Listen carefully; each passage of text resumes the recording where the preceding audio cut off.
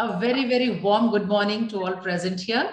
Welcome to this panel discussion being organized by Skill TV for all of us on a very relevant topic, Atmanirbhar Bharat.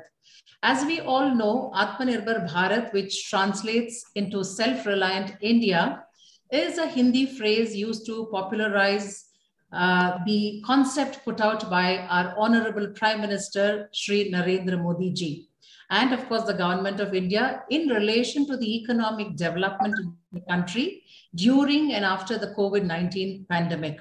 It is an umbrella-like concept in relation to making India a bigger and more important part of the global economy, pursuing policies that are efficient, competitive, and resilient, and being self-sustaining and self-generating. With that introduction, I welcome the elite panelists, which I'm blessed to be coordinating and moderating with this morning. We have with us Professor Achintya Chowdhury, who is the Vice Chancellor of Bharatiya Skill Development University. A very, very good afternoon to you, sir, and thank you for being patient. We are now going to listen to you with undivided attention. As we are coming to the end of this discussion, it has been mentioned that sweeping reforms are required to ensure that Atmanirbhar Bharat becomes a reality.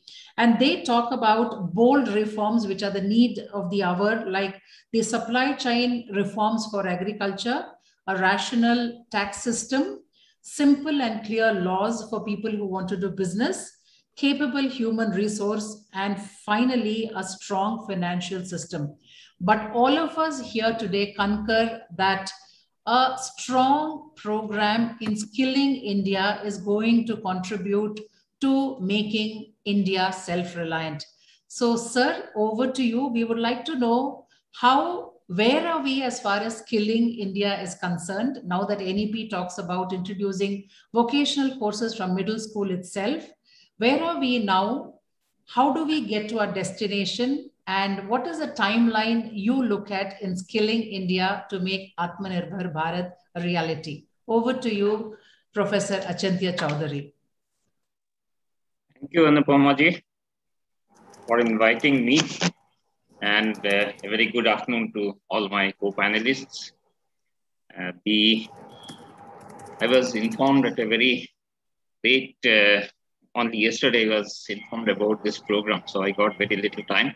But even then I thought of deciding to join this program so that I get enlightened from my other speakers, and which I have been able to do, listening to all the esteemed panelists who have spoken on various aspects. Many of them have, of course, touched on the aspect that you would like me to speak on, the skilling of India. Our inaugural speaker, Dr. Marwa, he had nicely expanded the acronym Atmanirbhar Bharat, all the letters he has expanded, and how do they actually contribute to Atmanirbhar Bharat. One letter was missing in that. It is not his fault, of course, and which, of course, is very, very important, I believe, is the letter C. Self-reliant and self-confidence, which we are talking about. We cannot attain that without being self-confident. Confidence is the primary thing. And for confidence, you need competence. And for being competent, obviously, you need to skill people. And skilling. As one of my earlier speaker has already mentioned, that we were probably little late in starting the process of skilling. The vocational education, we did not pay the due attention which it actually deserved. So we were quite late in that. Even today, in fact, the Skill India mission, as you all know, started only a decade back. So this mission which has started, the skilling process has also started. Some skill universities have also come up. We are one of them. And our goal is to make people confident. How do we do so in our university? And another aspect, before I miss it, let me mention that in the skilling process, there are two-way approach we shall have to take. Though more focus is being paid on skilling the people who are more school dropouts and some roadside mechanics, but it is also important that the skilling should be aspirational for our students also, which was not there. The National Education Policy has identified it, and as I already mentioned, that as you are also aware, that some universities have also come up with providing graduate program in skilling, postgraduate program as well. We are providing in the field of skill or vocational education. So this process has to go on. We cannot just remain focused on the skilling of the underprivileged, which certainly we shall have to do. Those missions which we have taken, we must complete those processes, but at the same time, we must also consider that skilling or the vocational education must be aspirational for our youth. That is what is a very important thing. In our university, as you desired me to explain, what we do, we have not compromised on anything. Another C, which is very, very important, that many a times when we start implementing our policies, we start compromising. I may elaborate it on in my further discussion. We are not compromising anywhere. The machines that we procure are the best from all across the globe. I do not know whether you are aware about our universities. How many of you are aware? You can please visit our website. Our mentors, Dr. Joshi, who was an NRI, he actually has given us a mandate that you cannot compromise, whereas it comes to the procuring of machinery, the process of skilling. So we procure our machines from the best manufacturers all across the globe. We keep our student strength minimal so that every student can work on a single machine, which we normally do not do in any other programs. So following these processes with a very learned and enabled faculty members, we are able to make them competent. And with that competence, only the confidence will follow.